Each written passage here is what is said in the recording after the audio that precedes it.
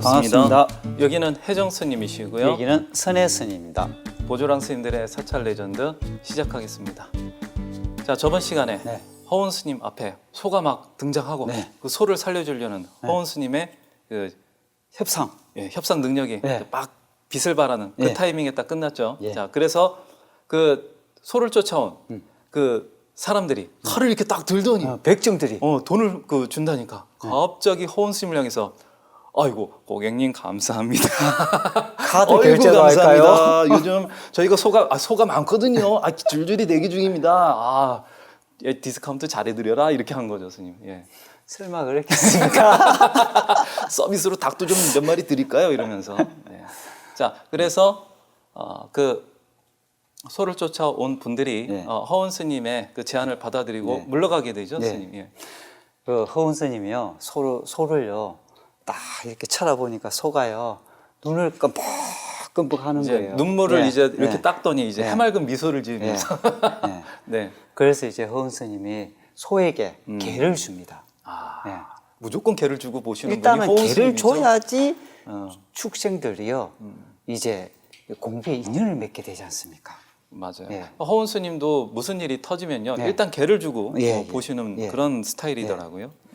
개를 주면서 소에게 네. 얘기를 합니다. 너가 전생에 악업을 많이 지어가지고 이번 생에 이렇게 소로 태어났다. 이러니 이제는 좋은 일을 많이 해가지고 이제는 이 소로 태어나지 않아야 되지 않겠느냐.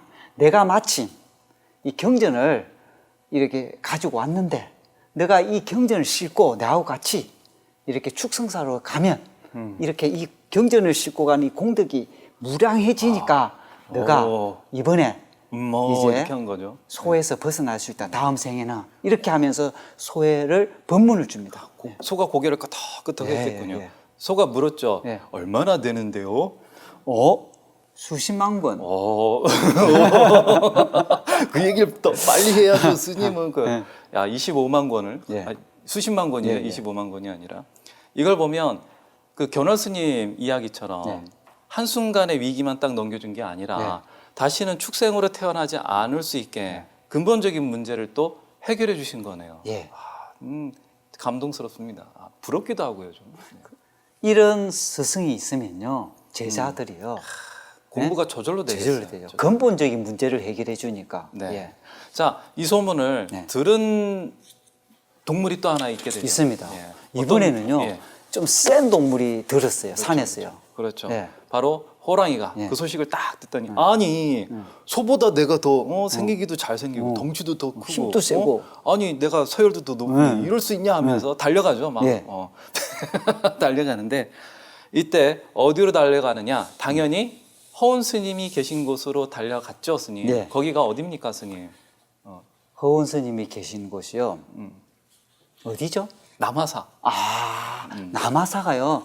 바로 한국 불자들이 가장 좋아하는 그런 산이 있는 곳입니다. 한국 그가- 불자가 좋아하는 산은 조계산. 조계산. 해능 스님이 거기 머물고 있었잖아요. 그렇구나. 그래서 종의 이름이 나왔던 원천이죠, 그가. 예. 이때 허운 스님의 그 세속 나이, 속납이 네. 아마 90세가 넘어서 한 96세쯤 되셨을 때예요. 예. 그렇죠. 자, 그때에 이제 호랑이가 찾아간 거죠. 네. 이때 허운 스님이 뭐 하고 계셨나요? 그날 네. 남하선사에서요 보살개를 주고 있었습니다. 그렇죠. 예. 저희도 여기 답사 간 적이 있었는데 굉장히 더웠던 기억이 납니다. 그래서 보살개를 받으려고 많은 대중이 모였을 때 아무래도 더운 낮보다 좀 서늘한 저녁에 이렇게 주고 계셨나 봐요. 예. 보살개를 대중들에게 탁 주고 있는데 갑자기 저 산에서 밤에 시퍼런 불덩이, 불이 뚝뚝 떨어지는 눈 두 개가 척척 오는 거 아니겠어요? 네, 그게 가끔씩 소리도 그렇지. 내가면서 예. 너이 소새끼 만나기만 하면 내가 나보다 먼저 봤다니 그러면서 막 오는 거죠. 얼마나 놀랬겠어요. 개를 바르러 오는 사람. 나는 개를 바르러 오는데 오늘 호랑이 밥이 될 줄은 몰랐는데 하고 놀랬겠어요. 놀래죠. 예. 그때 이제 개를 받으러 온 군인도 있고 했기 때문에 쏠려고 했죠. 예, 쏠려고 했다고 하는데 허운 스님이 그걸 막았다고 하십니다. 예, 그리고 호랑이가 가까이 올 때까지 당신께서 앞에 나가서 기다렸다고 하시는데요. 네. 그 기다리는 곳이요. 돌계단의 앞이라고 하는데요. 네. 호랑이가 왔어요. 돌계단 앞에 탁 꿇어 앉는 거예요. 렁 하면서 꿇어 앉으면서 네. 호은 스님에게 뭐라고 하죠? 네. 뭐라고 했느냐? 스님, 제가요 이제 2살이고요. 여기 집은 조계산이고요. 저 뭐 학교는 어디 조계산 초등학교 호랑이 학교 다녔고요. 네. 제가 스님께서 소에게 개를 줬다는 걸 듣고 저도 좀 받으려고 왔어요. 어떻게 주시면 안 될까요? 이렇게 하는 거죠. 훌륭하구나 하고요. 허운 스님의 호랑이 머리를 탁 쓰다듬어 주면서요. 그래, 너가 이제 보살개를 받아야 되겠다. 그러면서 보살개를 탁 주면서 이제 산으로 돌아가서 네. 산을 지키고 네. 불법을 보호해주고 아. 이 생명들을 함부로 죽이지 말면서 착한 일을 많이 하면서 살도록 해라 하고 그 얘기를 마치면서 호랑이 엉덩이를 탁탁 치니까 꼬리를 호랑이가 그냥 떨어져라 그러면서 네. 스님 250개는 아직 안 받아도 되나요? 이렇게 이번 생에는 네. 보살개만 잘 지키면 다음 생에 내가 사람으로 태어나면 그때 받도록 하자 하고 네. 그렇게 얘기하셨군요. 그 얘기 안 했어요. 이건 저희가 그냥 재밌으라고 한 얘기죠. 예. 자, 왜냐하면 축생은 네. 그 사람이 아니기 때문에 비구개를 못 받습니다. 네, 보살개만 보살개밖에 받을 수 있죠. 자, 그래서 호랑이가 막 신나서 산으로 갔는데 네. 이거 역시 마찬가지죠, 네. 스님. 호랑이가 보살개를 받았기 때문에 불법을 잘 지킨 인연으로 다음 생에는 호랑이가 아니라 네. 사람으로 태어나게 되지 않겠어요, 스님? 또 호랑이가요. 이 소 얘기를 잘 들은 거예요. 그렇죠. 근본적인 문제를 네. 자기를 해결하기 위해서 산에서는 지가 왕이고 또 지 마음대로 할 수 있지만 그래도 호랑이 또한 동물이지 않습니까? 근데 큰일 났잖아요. 네. 이제부터 채식해야 되잖아요. 채식해도요. 이번 생만 하면 되잖아. 그런가? 그리고 생명을 살려주면 다음 생에는요. 네. 멋진 삶이 기다리고 있는데 그걸 못해요. 그러네요. 스님 그 채식하는 공덕이 얼마나 큰데 그 공덕을 알면요. 네. 저절로 하게 되는데 몰라서 못하는 거예요. 그렇죠. 몰라서 못하죠. 네. 자, 이렇게 평생 말 못하는 짐승까지도 제도하셨는데요. 네. 이 밖에도 많죠, 스님. 뭐 많아요. 상상하기 어려울 정도로 많은 종류의 중생들을 제도하셨는데요. 여우도 있고요. 닭도 있고요. 또 나무신도 있어요. 그리고 용왕도 있었다고요. 용왕도 이거 있고요. 그때 당시 용왕 관련된 이야기가 광동성 주변인가 네. 얼마나 그 주민들에게 화제가 됐는지 몰라요. 막 신문에도 나오고 그런 걸로 알고 있는데요. 자, 그렇게 중생구제를 평생 해오신 허원 스님이신데요. 이 허원 스님께서요, 이제 120살이 딱 되었을 때, 그때가 1959년인데, 그때 이제 1959년. 1959년이 예, 딱 예. 되었을 때 네. 고승들이 이제 자기의 마지막을 짐작하신다고 그러더라고요. 그렇죠. 이제 자기의 주변을 탁 정리하시면서 제자들을 앉혀놓고 네. 하신 말씀이 있죠. 예. 네. 이 제자들이 쫙 앉아 있으니까요. 제자들이 기다리고 있을 거 아닙니까? 야, 저분이 어떤 말씀으로 우리들에게 마지막까지 도움을 주겠는가 기다리고 있으니까 허은 스님이 이런 얘기를 합니다. 아직도 아미타불 연불 운동을 계속하고 있는가? 이게 이렇게 아미타불 연불 운동을 계속하고 있는가 처음 물어본 게 이때 시대 상황이 네. 중국이 공산화가 돼가지고 불교 탄압이 극심했기 때문이에요. 네. 그래서 제대로 된 불교 신앙 운동을 제대로 할 수 없었기 때문에 그게 걱정이 돼서 이렇게 그렇죠. 물어보신 거죠. 제가 신자들이 이 아미타불 연불 운동이라도 계속 해 나가면서 이런 어려운 시대를 잘 극복할 수 있도록 해야 되겠다. 제가 신자들을 걱정하는 그런 자비심에서 얘기가 나온 것 같아요. 그렇죠. 예. 마지막 하시는 예, 말씀인데. 네. 예. 제자들에게 하는 얘기입니다. 불법으로 만난 인연이다. 우리는 내가 죽은 뒤에 자네들이 이곳에 살 수 없을지도 모른다. 해외로 나가가지고 불법을 펼 수 있으면 펴도록 하게. 당신께서 입적하고 나면 예. 사실 자기 제자들을 보호해 줄 수 있는 예. 보호막이 사라지게 되니 예. 걱정이 된다 이 그렇죠. 말씀이시잖아요. 앞으로 일어날 일을요 미리 제자들에게 얘기해 주는 의미 같아요. 그런 것 같습니다. 네. 그리고 내가 죽고 난 뒤에 가사를 입혀가지고 하루가 지난 후에 감실에 넣어주게. 감실은 이제 작은 공간이나 예. 작은 방을 이렇게 이야기하는 겁니다. 네. 그때 스님이 진여사에 계셨거든요. 진여사 서쪽에 가마니를 펴고 화장을 하고 아니 네. 그 가만일표라고 하셨죠. 예. 아니 당대 최고의 고승의 이 다비식 치고는 너무 초라한 것 같아요. 초라하죠. 아니 가마니에서 화장을 하는 경우는요. 사실 굉장히 이 초라하고 소박해도요. 이렇게 소박할 장례가 없어요. 그렇죠. 예. 네. 그런데 이거는요. 허운 스님이 공산당 시절에 불교가 너무너무 탄압을 많이 받고 또 억압받고 또 어떤 또 빈미가 되어갖고 나의 죽음으로 인해서 이 화장을 치르는 것이 또 빈미가 되어가지고 또 남아있는 제자나 절이 또 탄압을 받고 또 어려운 일을 겪지 않을까 싶어서 걱정하는 마음에서 이런 화장을 택해라고 한 것 같아요. 그렇죠, 스님. 네. 그래서 내가 이 가만히 펴고 화장을 하고 난 뒤에 이 내유골을 가루로 만들어 가지고 기름과 설탕과 밀가루하고 섞어 가지고 네.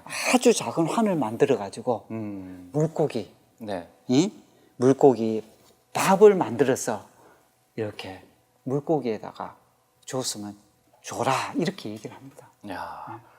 그러니까 당신의 마지막 그 존재 하나까지도 중생을 위해서 보시하고 싶으셨던 거군요. 네. 그리고 가루가 물고기 속으로 들어가게 되고 그 육군 속에 서로 합치게 되니까 몸 속에 서로 합치게 되니까 그 인연으로 물고기가 죽은 다음에 그 인연이 사라지지 않고 다음에 다시 허운 스님의 인연으로 인해 가지고 사람이 되기도 맞습니다. 하고 또 불법을 만날 수도 있는 이런 인과가 만들어지지 않겠어요? 물고기 자체는요 선업을 지키기가 어렵지 않습니까? 그렇죠. 그런데 이 물고기가 허운 스님의 이 밥을 먹게 되면 허운 스님의 이 만들어준 밥을 먹게 되면 허운 스님 공덕으로 인해서 부처님의 인연도 맺게 되고 그 공덕으로 인해서 물고기가 인과를 더욱더 좋은 쪽으로 갈 수 있도록 길을 터주고 싶었던 그 자비심이 아니었나 그렇게 보입니다. 이게 그냥 안 나오죠, 네. 스님. 그냥 막상 내가 죽을 때 그런 생각하면 되지 이렇게 생각하기 쉬운데요.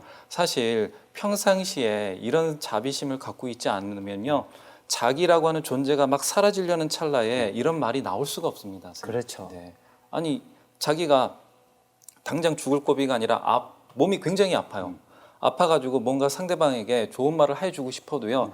평상시에 좋은 생각을 하고 있지 않았다면 말이 안 나오더라니까요. 준비되어 있지 않으면요 네. 실천하기 어렵습니다. 맞습니다. 예. 그래서 이렇게 물고기 밥이 되도록 해라 이렇게 얘기를 하니까 주위에 있는 제자들의 마음은 사실 좀 찢어지지 않았겠어요? 찢어지죠. 예, 사랑하는 스승님인데 이렇게 하라 하시니까 자, 이런 말씀을 남기셨는데요. 그리고 병석에 든 지 얼마 안 지나서요. 10월 13일이라고 정확하게 기록이 되어 있는데요. 드디어 최후의 순간이 다가오게 되죠. 그래서 정말 마지막으로 이제 제자들에게 꼭 잊지 말아야 할 그런 당부를 한마디 딱 남기시는데 그것도 또 감동적이더라고요. 네. 도량을 이 말씀은요 이 스님들에게 아주 중요한 이 말씀입니다. 도량을 보존하고 사원을 지켜나가는 데는 오직 한 글자밖에 없다. 오직 한 글자. 오직 한 글자. 네. 그 바로- 글자가 뭐냐면 바로 개죠. 개다. 네, 개. 계율이다. 요거 단 한마디를 남기시고 네, 네. 입적하시게 예. 됩니다. 어떻게 입적하시느냐? 오른쪽 옆구리를 바닥에 대고 선정에 들듯이 입적하셨다고 해요. 네. 자, 이걸 보면 마지막 인멸에 드시는 모습까지도 부처님하고 굉장히 흡사해 보이죠, 스님. 네, 부처님 또 돌아가실 때 사라상수에서 예, 예. 네. 오른쪽 옆구리를 끼고 이렇게 돌아가시죠. 그것뿐만이 아니죠. 예. 아난다가 하도 이렇게 울고 있으니까 스님께서 이제 부르셔서 아난다야 울지 마라 하시면서 남기신 마지막 말씀도 있으시잖아요. 아난다에게 이 얘기를 하죠. 아난다야, 슬퍼하지 마라. 너는 지금까지 25년간에 정말로 정성껏 나를 시봉을 참 잘했다. 내가 떠나가고 난 뒤에 내가 가르치고 내가 천명했던 이 법과 이 계율을 그래들의 스승으로 삼아라. 얘기를 남기시죠. 야, 허운 스님 같이 도가 높고 네. 그리고 워낙 신기한 이야기를 많이 만들어내신 분이신데요. 그런 분이 오히려 자기의 신통을 자랑하거나 그게 아니고요. 부처님의 가르침에 가장 충실한 모습을 보여주시고 네. 또 그걸 가르쳐 주려고 했다는 게 좀 굉장히 의외이기도 해요. 예. 교수님. 그래서 이렇게 마지막으로 남기신 말씀이 정말 가슴에 절절하게 울리기도 하는데요. 네. 한편으로는 입적할 때 그 제자들에게 마지막으로 당부하신 그 말씀 중에 요게 또 저는 또 굉장히 신경이 쓰여요. 내가 죽은 뒤에 자네들이 이곳에서 살 수 없을지도 모르니 해외에 나가 불법을 펼칠 수 있다면 그렇게 하도록 하게 이렇게 말씀을 남기시지 않으셨습니까? 근데 이게 정말로 그렇게 되죠, 스님? 됩니다. 네, 불과 허운 스님께서 입적하신 지 7년 만에 네. 이 이야기가 현실화돼 버리죠. 7년 후에요. 문화 대혁명이 일어나는데요. 1966년부터 1976년까지 10년을 예. 얘기하시는 거죠. 이 말이 문화 대혁명이죠. 이건 혁명이 아니고요. 살아있는 지옥도가 10년 동안에 보여준 사례입니다. 그렇죠. 이거 워낙 유명한 사건이라 다들 잘 아실 텐데요. 이 지옥도가 왜 일어나느냐 하면 그 모택동이라고 우리는 부르죠. 이 마오쩌둥이 자기가 권력에서 밀려나자 그 권력을 다시 찾으려고 예. 이 젊고 어린 학생들을 선동하게 됩니다. 그래가지고 그 선동당한 학생들이 홍위병이 돼가지고 중국에 있는 그 수많은 문화유산을 다 박살을 내다시피 하고요. 네. 또 당시에 지식과 문화를 가르쳐 주고 있던 그런 분들을 중심으로 수많은 사람들을 죽이거나 고문하면서 박해한 그러한 시기를 얘기하는 거죠, 선생님. 맞습니다. 네. 이 얼마나 이것이 심했느냐면요. 이 중국이 수천 년 동안에 찬란한 문화유산이 있었지 않습니까? 이 문화유산이요. 10년 만에 거의 다 파괴됩니다. 네. 어떤 전란과 이 어떤 사건도요. 지금까지 이것보다 더 크게 훼손시킨 사례가 없었습니다. 그렇죠. 문화 대혁명만큼 중국을 병들게 만든 사건이 없었다. 이 예. 말씀이시죠. 예. 예. 그럴 수밖에 없었던 게요. 중국인들이 그렇게 자랑스럽게 여기는 공자묘도요. 예. 파괴하고요. 심지어는 중국인이라고 하면 사랑하지 않을 수 없는, 사랑할 수밖에 없는 그런 인물이 있죠. 바로 관우죠. 그렇죠. 관우의 묘까지도 박살을 내버립니다. 네. 그러니 다른 요리면 요리, 그렇죠. 춤이면 춤, 뭐 무언가 만들어내는 가공품이라든가 그 음식 이런 전통도 싸그리 끊어져 버리게 되는데요.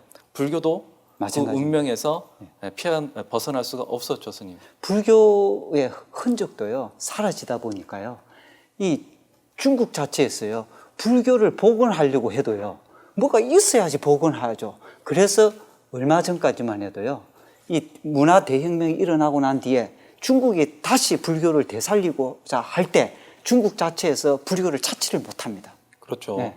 아니 웬만하면 그 자존심 상 네. 자기네 나라에서 만들 터인데 네. 얼마나 찾을 수가 없었으면 그렇다고 대만에 갈 수는 없고 네. 그래서 이 불교라고 하는 것을 되살리기 위한 어떤 전통, 네. 정신, 뭐 의례 의식 같은 걸 찾기 위해 가지고 여러 나라로 가게 되는데 네. 그 중에 한국에도 왔었죠, 스님. 한국에도 왔고요.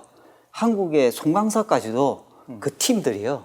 와서 조사하고 갔다. 이런 기록이 있습니다.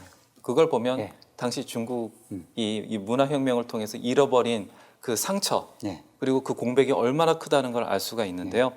지금까지도 중국이요 문화라고 하는 측면에서는 다른 경제적인 성장, 군사력 이런 거에 비해서 너무너무나 그 파워가 약하잖아요. 네. 지금 심지어는 한국이나 혹은 뭐 대만이나 이런 작은 나라가 가지고 있는 문화의 힘보다도 더 약하지 않나요? 그걸 이제 이 요새 용어로 소프트 파워라고 합니다. 이 소프트 파워가요. 중국 자체가 없다시피 하다 보니까요.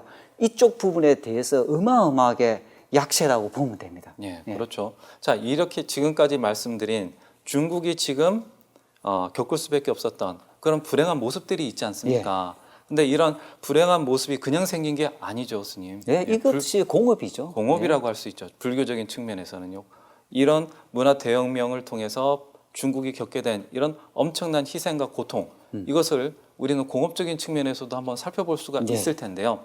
이 문화 대혁명이 일어나기 전에 분명히 중국에는요 불교가 있었고 허운 스님 혹은 견월 스님 같은 분들이 뿌린 좋은 선업의 씨앗이 있었는데 왜 중국 불교가 문화 대혁명의 힘을 약하게 만든다거나 아니면 좀 비켜나가게 하지 못했던가 그걸 가만히 생각을 해보면 이 중국 불교 자체가 허운 스님 혹은 견월 스님 같은 지계의 흐름이 있었는가 하면 반대로 또 더 거센 파괴의 흐름도 있었다. 있었죠. 이렇게 보는 게 맞지 않을까요? 맞습니다. 네. 그것이요, 이 중국 내부에요, 이 심각하게 계율이 무너져 버렸고요. 또 대승불교의 정신이라는 것은요, 찾아볼 수도 없었다고 합니다. 심지어는요, 네. 그 당시에 이 중국에 그 한 예를 한번 들어 드릴게요. 한 인구가 한 5만 정도 되는 현 우리나라의 군 정도 규모가 되는데 절이 이 한 100개에서 300개 정도 있다고 했거든요. 그러면 한 5만 명 정도의 절이 한 100개에서 300개 정도 있었다고 하면요, 그 적은 숫자가 아닙니다. 그러니까 인구 한 500명에서 한 200명당 절 하나 꼴이 이 절의 숫자가 있으면요, 굉장히 많이 있었던 거예요. 그렇죠. 200명에서 500명당 절 절 하나꼴이었다. 하나. 예. 이걸 보면 중국 사회를 움직일 수 있는 그 예. 규모의 힘을 이 불교계가 가지고 있었네요. 있었습니다. 근데 이 힘을 제대로 활용하지 못했다 이 말씀이시죠. 사회적 기여가 아예 없다 보니까요, 스님들 수준도요, 거기에 영향에 못 미쳤던 거예요. 어느 정도냐면요, 그 당시 스님들은요, 글자를 읽을 수 없는 문명이 거의 대부분이라고 합니다. 아, 그러니까 네. 출가절 하신 스님조차 글을 모르니 뭐 할 줄 아는 게 이제 목탁을 치는 의식이나 하고 재나 지내주는 정도였다. 당연히 지게는 뭐 알 도리가 없었겠네요. 부처님의 가르침 뿐만 아니라 계율도 없고요, 오로지 할 수 있는 건 기복. 그러니까 어디서 많이 들어본 그런 풍경 같지가 않으신가요? 많이 들어본 것 같습니다. 주변에서 많이 본 것 많이 같기도 봤죠. 하고요. 그래서 불교도 사라지고 중국 사회도 불행해지고 그런 모습을 좀 확인해 볼 수도 있는 것 같은데요. 이 계율이요, 스님. 사실은 우리는 뭐 그냥 너무 경시하게 생각하는 것 같은데 이런 중국의 모습만 봐도요. 분명 중국 공산당이 그런 못된 짓을 했을 때에 중국 불교가 그나마 정신 똑바로 차리고 있었고 또 많은 신도들이 그 뒤를 버티고 있었다면 이 불행의 규모가 많이 줄어들지 않았겠어요? 그렇죠. 그걸 못 막았다. 그 못 막은 이유 중에 가장 큰 핵심은 바로 계율이 제대로 지켜지지 못하는 그런 파괴의 흐름이 너무나도 강했다. 이렇게 보여져요, 스님. 맞습니다. 허운 스님이 그렇게 대단한 이 역할을 했는데도 불구하고 대부분의 불교의 역량은요, 너무 미약하고 계율도 안 지키고, 그러니까 불교라고 얘기하기가 어려울 정도로 이 어려운 상황이라 이렇게 봐야 되는 거죠. 그런 것 같네요. 그런데 그렇다고 해서 이제까지 얘기 드렸던 그 견월 스님이나 허운 스님이 이렇게 뿌리신 그런 선업의 결과물들이 무의미하게 사라진 건 아니죠, 스님? 아니죠. 이 인과는요, 한치 오차도 없다고 했거든요. 이 그 정신들이, 훌륭한 그 견월 스님이나 허운 스님의 그 정신들이 어떻게든지 나올 수밖에 없습니다. 그렇죠. 인과는 철저하게 그 과보에 따라 가지고 드러난다 이 말씀이시죠. 그래서 이 간절하게 뿌려 놓으신 큰 스님들의 이런 인과의 씨앗은 사라지지 않고 싹을 피우게 됐다 이 말씀이시죠. 그렇습니다. 자, 중국 본토는 어쩔 수 없었어요. 왜냐하면 파괴라고 하는 그런 좋지 못한 공업의 힘이 이 문화 대혁명을 막지 못했고 불교조차 같이 사라져 버렸으니까요. 그렇지만 허운 스님이 남기신 허운 스님으로 대표되는 그런 고승들이 남겨진 선한 이런 좋은 씨앗들은 밖으로 나와서 허운 스님이 그 예언하셨던 그 말씀대로 제자들에 의해서 중국에서 밖으로 나와서 화려하게 꽃을 피우게 되는데 가장 대표적인 곳이 어딘가요? 대만입니다. 대만이죠. 대만이죠. 대만이 사실은 지금 대승불교에 있어서 지계를 가장 잘 지키고 또 대승 정신을 가장 잘 구현해내고 있는 그런 불교계 아니겠어요, 스님? 바로 모범 나라를 한 나라를 뽑아라. 대승불교에 가장 이 부처님 법에 가까운 그런 나라를 하나 뽑아라. 그러면 대만을 꼽을 수밖에 없습니다. 맞습니다.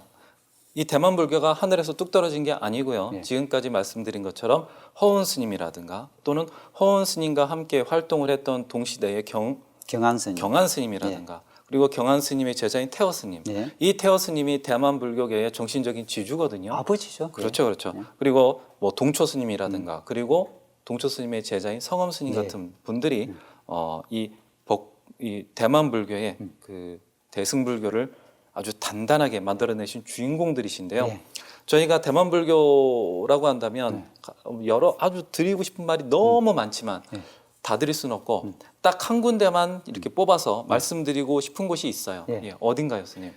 이 대만 불교를 했어요. 교육 도량을 자처하는 벚꽃산사, 성엄선사가 만들어진 벚꽃산사를 한 예를 들어보겠습니다. 벚꽃산사는 교육 도량을 이렇게 예. 지향하는데요. 말 그대로 북을 올려서 부처님의 가르침을 이 사바 세계에 널리 널리 알리겠다. 이런 이념을 담은 이름 자체를 가지고 있는데 이 벚꽃산사가 교육을 최우선으로 하다 보니까 예. 교육 수준도 굉장히 높다고 들었어요. 선생님. 예. 가장 핵심이 되는 이념 하나만 한번 예.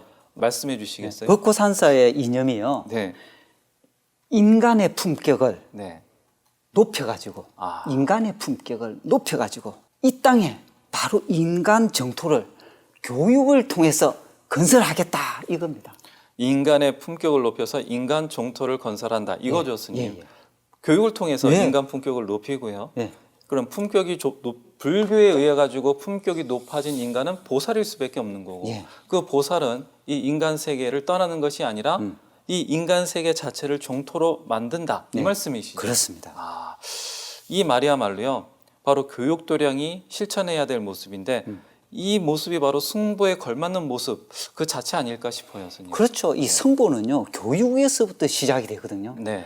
그래서 이 교육 도량을 표방했던 벚꽃산사는요 정말 교육도 잘 가르치고 네. 계율도 철저히 지키고요. 그럴 수밖에 예. 없는 게 이 승부의 시작은 교육이고 예. 교육의 시작은 계율이기 때문이죠. 그러면 말씀하신 대로 성업 스님께서요 이 계율을 가르치기 위해 가지고 많은 것을 준비하셨을 것 같은데요. 뭐 한 가지 예를 들어 주시죠. 성읍스님이요 계율의 대표되는 저서가 하나 있는데요. 그 책이 바로 계율학 강요라는 책입니다. 이게 한국에도 번역되어 있죠, 스님. 2008년도에 한국의 이 진목 스님이요 행복한 미름으로 가는 길이라고 번역을 했습니다. 네, 맞습니다. 이거 아주 훌륭한 책입니다. 그 중국이나 혹은 대만 이런 데에서 다 이걸 계율을 배우는 기본 교재로 쓰고 있고요. 네. 한국 유런이라든가 이런 데에서 똑같이 교재로도 또 쓰고 있는 그런 예. 책이죠. 네. 이 책은요 네. 계율을 어떻게 배우면 좋겠는가 이 신도들조차도요 이 책을 가지고 계를 바를 때 이 서는 교재로 쓸 정도로 신도부터 스님까지 계율에 관해서 아주 잘 설명해 놓고 그리고 계율을 얼마만큼 중요하다는 것을 표현해 놨는데 정말 감동적인 책입니다. 예, 마치 우리 보조 진울스님께서 개초심학 입문을 이렇게 쓰신 게 이렇게 연상될 맞습니다. 그런 책인 것 같아요. 왜냐하면 이렇게 만들어진 계율로 인해서 제대로 형성된 개정회의의 정신, 이런 위대한 정신이 위대한 전통을 따라서 그대로 흘러 내려오다 보면 또 위대한 인간이 태어나는 거 아니겠어요, 스님? 네. 그래서 교육을 통해서 인간 정토를 만들고 그렇게 교육받은 사람은 인간의 품격이 높아진다. 이게 바로 이념이었던 겁니다. 맞습니다. 자, 이 교육을 지향하는 벚꽃산사에 저희가 다녀온 적이 있었죠. 예. 네. 이 대만 예술가 부부의 이 도움으로 저희들이 한 7일 정도 이 벚꽃산사에 머물게 되었습니다. 네, 뭐 통역도 해주고, 예. 뭐 스케줄도 짜주고요, 스님도 만나게 이렇게 해주고 아주 깊은 배려 덕분에 벚꽃산사의 진면목을 맛볼 수가 있었는데요. 그 청년 불교를 어떻게 이끌어 나가는가, 뭐 교육을 어떻게 시키는지, 혹은 선칠이라고 불리는 수행은 어떻게 시키는지 너무 장점이 많아서 다 말하고 싶긴 하지만 여기에서는 가장 감명 깊었던 것 하나만 한번 얘기해 보죠, 스님. 이 바로 자원봉사자들을 대하는 이 스님들의 태도입니다. 벚꽃산사 스님들이죠. 이분들 아주 독특하게 자원봉사자 시스템을 꾸려나가시더라고요. 예. 네. 맨 처음에 자원봉사자가 절에 딱 도착했다. 그럼 어떻게 합니까? 맨 먼저 딱 도착하지 않습니까? 바로 일을 고무장갑 바로 끼우고 야, 이 준비 딱 이렇게 하나요? 아닙니다. 네. 먼저 도착하면요, 이 따뜻한 차와 다과를 먹으면서요. 맨 먼저 법문을 듣는 것부터 시작합니다. 어떤 분의 법문을 예. 듣나요? 바로 성엄 스님의 법문이죠. 이 기가 막힌 시작인 것 네. 같습니다. 아니, 일하다 보면 뭐 잡념도 들고 네. 딴 생각도 들고 네. 할 텐데 네. 일단 딴 생각이 들더라도 방금 들었던 성엄 스님의 법문에 대해서 생각이 먼저 날 수도 있는 거고요. 또 법문을 듣고 일을 하다 보니까 거기에 걸맞게 신심을 가진 채로 또 그 자원봉사자를 하니까 더 이게 의미 깊게 다가오지 않겠어요, 스님? 스님 법문을 들을 때요. 네. 이 따뜻한 차와 다과를 먹으면서 법문을 듣는 거 본 적 있어요, 한국에서? 별로 못 본 것 같아요. 법문을 들으면 딱 경직돼가지고 예, 대형전에. 바르게 딱 앉아가지고 네, 들어야 되지 긴장한 않습니까? 상태로. 네. 바로 이것도 장점입니다. 그렇죠. 이 맛있는 다과와 따뜻한 차를 먹으면요, 사람의 마음이 좀 풀리지 않습니까? 이때 부처님의 가르침을 이 따뜻한 차와 맛있는 다과 속에서 섬에 들어가게 만든다는 것이 굉장히 의미가 있는 것 같아요. 예. 그리고 일단 점심시간이 또 되면은 점심 공양을 맛있게 먹고 또 여유 시간이 생기게 되잖아요. 네. 그때 어떻게 이 자원봉사자들을 관리합니까? 그 우리나라 같은 경우는 이제 자원봉사자들이 이제 점심시간 되면 공양하고 또 함께 온 분들끼리 이제 같이 뭐 차담도 나누고 산책도 하고 뭐 절에 이렇게 뭐 기도를 하고 이렇게 하는 것이 각자 알아서 이렇게 예, 하죠. 그 정도인데 여기서는요, 이 자기가 좋아하는 그런 이 수행이 있다면 뭐 기도를 하고 싶다, 연부를 하고 싶다, 사경을 하고 싶다, 또 뭐 이 선수행을 하고 싶다. 뭐 굉장히 많지 않습니까? 도서관에 가지고 경전을 또 더 공부하고 싶다. 이렇게 자기가 하고 싶은 이 분야별로 가서 공부하고 체험할 수 있도록 방별로 준비가 다 되어 있어 가지고 그 시간을 누릴 수 있도록 수행할 수 있도록 그런 기회를 마련해 줍니다. 그냥 일하러 온 사람이 네. 아니고요. 그 같이 공부를 하는 불제자로 배려를 해주는 모습이 느껴지는데요. 수행자. 예. 예, 저녁이 되었어요. 네. 이제 자원봉사가 다 끝나고 집에 갈 시간이 되었네요. 네. 그럼 이때 또 다른 그 모습을 좀 봤는데 네.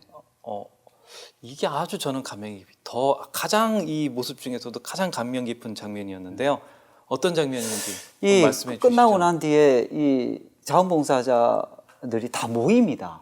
그 담당 스님도 같이 모이거든요. 그래서 담당 스님하고 같이 이 저녁에 돌아가기 전에 같이 이제 이야기를 나누는데 거기서 이제 오늘 하루 있었던 자원봉사 하면서 느꼈던 뭐 소감이라든지 그리고 또 건의할 내용이라든지 또 궁금한 거 있으면 질문을 한다든지 이런 시간을 보내는 것이 좀 특색이 있었습니다. 저는 그냥 특색 정도가 아니라 네. 굉장히 충격이었어요. 네. 어떻게 충격이었습니까? 아주 충격이죠. 한국에 가면은요. 스님부터 이제 한국 절에서는 스님부터 만나 뵙는 것 자체가 어려울 뿐만 아니라 뭐 울력을 한다든지 봉사를 한다든지 했을 때 이렇게 스님과 울력이 끝난 뒤에 스님과 만남을 가지면서 울력에 있었던 어떤 일어났던 사건에 대해서 상담을 한다거나 아니면 힘들었다는 일에 대해서 고민 상담을 이렇게 충고를 듣는다는 일 자체가 본 적이 없었거든요. 그런데 이렇게 자원봉사자가 끝난 뒤에 스님들이 친절하게 이 자원봉사자 할 때 이런 게 힘들었어요 하면 거기에 대해서 답변을 해주고 네? 그리고 그것 말고도 이 불교의 신행 생활을 할 때에 많은 가질 수밖에 없는 그런 고민들을 이 자리에서 해결해 준다는 것 자체가요, 자원봉사를 오고 싶게끔 만들어주는 원동력이 된다, 그런 생각이 들었거든요. 저희가 마침 갔을 때 벚꽃산사에 방장 스님이 바뀌는 행사가 있었잖아요, 스님, 그죠? 전날에 바뀌었죠. 그렇죠. 네. 그래서 어떤 한 신도가 이렇게 물어본 거예요. 그 지도법사 스님한테 이제 전방장 스님은 이제 방장 스님이 아니게 되었는데 그분을 저희가 이제 어떻게 부르면 좋을까요? 이렇게 물어본 겁니다. 그런 고민을 마침 하고 있었나 봐요. 예. 그런데 지도법사 스님의 말씀이 굉장히 놀라웠어요. 그 지도법사 스님이요, 그 출가한 지 얼마 안 됐던 젊은 스님이었거든요. 이 스님이요, 바로 답을 하는데요. 그냥 스님 아니면 그 스님 법명을 따라서 뭐뭐 스님 이렇게 부르면 됩니다. 이렇게 간단하게 답을 하더라고요. 방장은 소임일 뿐입니다. 이제 평대중이 되었기 때문에 그분을 그냥 스님이라고 불러드리면 충분합니다. 이렇게 얘기를 하는 겁니다. 이게 그냥 말을 꾸며내거나 고민 끝에 나온 말이 아니고요.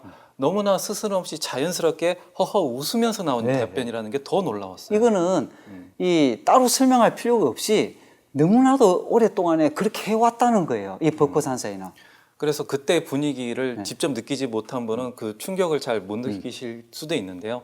아, 이런 게 바로 대만 불교의 저력이 아닌가. 벚꽃산사의 또 저력이 아닌가. 벚꽃산사는요, 스님, 이 신도수도요 꽤 많아요. 절 하나에 이 딸려 있는 신도수가요 한 100만 명 된다고 해요. 등록된 신도수가. 그리고 자원봉사 이 오시는 분 행사가 있었을 때 3,000명 정도 온답니다. 그리고 자원봉사에 등록된 숫자는요 30만 명. 어때요? 규모가 좀 되죠? 예, 벚꽃산사의 이념에 감동받은 신도들이 또 동의하는 신도들이 이렇게 많다는 것 자체가 아, 부럽기 짝이 없는 일이네요, 선생님. 야, 자, 벚꽃산사 이야기 이 정도로 하면 충분할 것 같고요. 자, 사실 저희가요 지금까지 개울 특집을 하면서 어떻게 보면 개울 삼국지도 같이 진행한 셈이거든요. 그렇죠. 그렇죠. 한국, 중국, 일본 각 개울에 대해서 한번 말씀을 드렸는데요. 요걸 간단하게라도 한번 정리를 하고 넘어가는 게 좋을 것 같아요, 스님. 자, 일본 불교 같은 경우는 어땠습니까? 이 지계와 파계라고 하는 흐름이 격렬하게 맞부딪히는 모습을 보여줬죠. 행기 스님, 예존, 마더 테레사, 일본의 마더 테레사라고 하는 인성 인성 스님. 스님으로 보여지는 지계의 흐름과 그 종성 스님의 그 황당하게 짝이 없는 발언, 그리고 신란 이 두 개의 흐름이 중국의 일본이 중세 불교인 가마쿠라 시대에 격렬하게 부딪히는 모습을 한번 살펴봤는데요. 누가 승리했었죠? 당연하죠. 욕망이 승리를 합니다. 욕망이 인간이 좋아하는 욕망. 그렇죠. 그래서 결국 일본이 제국주의를 선택했을 때 자연스럽게 일본 불교도 그쪽으로 흘러가게 되어버렸고요. 그 인과로 인해서 지금도 일본 불교는 대처 불교에서 못 벗어나고 있는 그런 모습을 보여주고 있죠. 제가 욕망을 얘기했지만 사실은 파괴가 이긴 거죠. 파괴가 이겼죠. 네. 그렇지만 일본도 언젠가는 다시 지계로서 부흥할 날이 반드시 오고 말겠죠, 스님. 행기 스님이나 예존 인성 스님의 그 씨앗이요 어떻게든지 발화할 거 아닙니까? 그런 일본 불교를 한번 기대해 보고 싶어요. 그렇죠. 꼭 그랬으면 좋겠어요. 네. 왜냐하면 일본은 제 생각엔 불교계가 먼저 살아나야 일본이라는 나라도 같이 바뀔 것 같은 느낌이 들거든요. 자, 중국 불교 있죠. 중국 불교도 지계 파괴 흐름이 두 개가 같이 있었다 이렇게 봐야 되는데요. 이 근대 불교에 있어가지고 허운 스님이라고 서운 스님으로 대표되는 지계가 있었는가 하면 문맹인 스님들이 제나 지내주고 부처님의 가르침도 모르고 이런 파괴의 흐름이 또 있었잖아요. 이런 중국의 모습은 어떻게 표현하면 좋을까요? 너무 간단합니다. 간단하죠. 몸은 하나인데요. 두 개가 동시에 있는 그 아이스크림으로 보면 쌍쌍바. 내 제일 좋아하는 쌍쌍바. 이거 그렇습니까? 일부러 한쪽을 한쪽을 크게 해서 이거 내가 먹고 이렇게 하는 쌍쌍바죠. 반반이죠. 반반. 몸은 하나인데 담겨져 있는 내용물은 두 개다. 자, 좋은 지계 쪽은 대만 불교로서 드러났고요. 파괴의 흐름은 중국 본토에서의 불교의 모습으로 다시 드러났는데요. 왜 그렇게 말씀을 드리느냐 하면 이 중국 본토에서 사라졌던 중국 불교가 부활하기는 했는데 아쉽게도 아직 공산당의 통제를 받는 그런 모습이라 좀 더 지켜봐야 되지 않을까요? 그렇습니다. 그런 의미에서 아직은 확실하지 않다. 지금 중국에서요. 이 주지가 되려면요. 공산당원이 돼야 주지를 할 수 있습니다. 그래서 중국 불교는 일단 반반으로 갈라진 모습이다. 이렇게 봐야 될 것 같고요.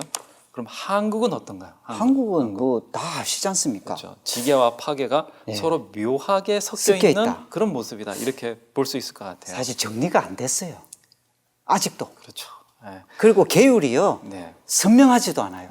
그래서 사회적으로 봐도 청정승단, 청정한 비구승단과 대처승단이 아직도 서로 공존하고 있는 이런 모습을 보여주고 있죠, 스님. 그 대만과 한국을 비교를 한번 해보면요. 이 대만은요. 스님이 계율을 파괴하고 싶어요. 예를 들어서. 그러면요. 누가 지켜주느냐 하면 신도들이요. 스님 계율 파괴하지 못하도록 지켜줘 버려요. 눈이 무서워서라도 지계를 할 수밖에 그래서 없죠. 스님이 나 계율 파괴하고 싶어요 해도요. 파괴를 할 수가 없어요. 사회 자체가. 스님이 고기만두 먹어가지고 파괴하려고 그러면 그 고기만두 파는 그 사장이 어떻게 하나요? 스님 여기서 이러시면 저희 가게 곤란합니다. 저기 채식만두 파는데도 안 내드리겠습니다. 하든지. 아니 그래도 나 고기만두 먹을래요 이렇게 하면. 그럼 사탄 내립니다. 내리면 어떻게 합니까? 그리고 난 뒤에 스님을요. 고기만두 사 드실 수 못하도록 전화 돌리죠. 연락을 돌려버리죠. 연락을 돌려버리죠. 그 절에 야, 이런 거기, 스님 계십니까? 그 스님 여기서 지금 고기만두 그리고 주위에 있는 상인들에게 전화. 네. 그 스님은요 스님 생활 못합니다. 그렇지.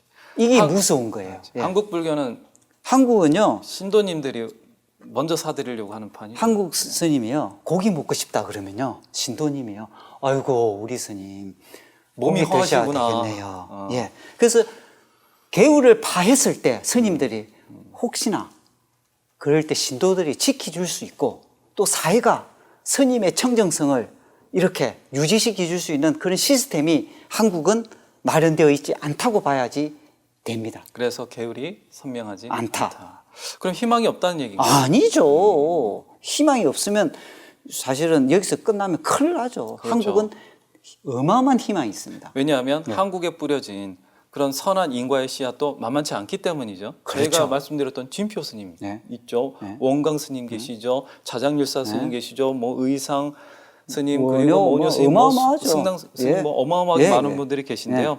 이분들이 남겨준 인과가 사실 비밀병기가 돼가지고 한국 스님들에게 남아 있죠, 스님. 예. 365일 24시간 예? 우리가 몰라서 그랬지 이 비밀 병기를요 보여주고 있습니다. 그렇죠. 늘 네. 보여주고 있죠. 비밀병기인 줄 네. 모르고 네. 앞으로도 보여주고 뒤로도 네. 보여주고 네. 좌로도 보여주고 우로도 네. 보여주고 그렇게 보여주고 있는 이 비밀병기가 네. 있는데요. 네. 이 비밀병기가 무엇인가? 네. 그것은 다음 시간에 네, 근념하셨습니다. 고생하셨습니다.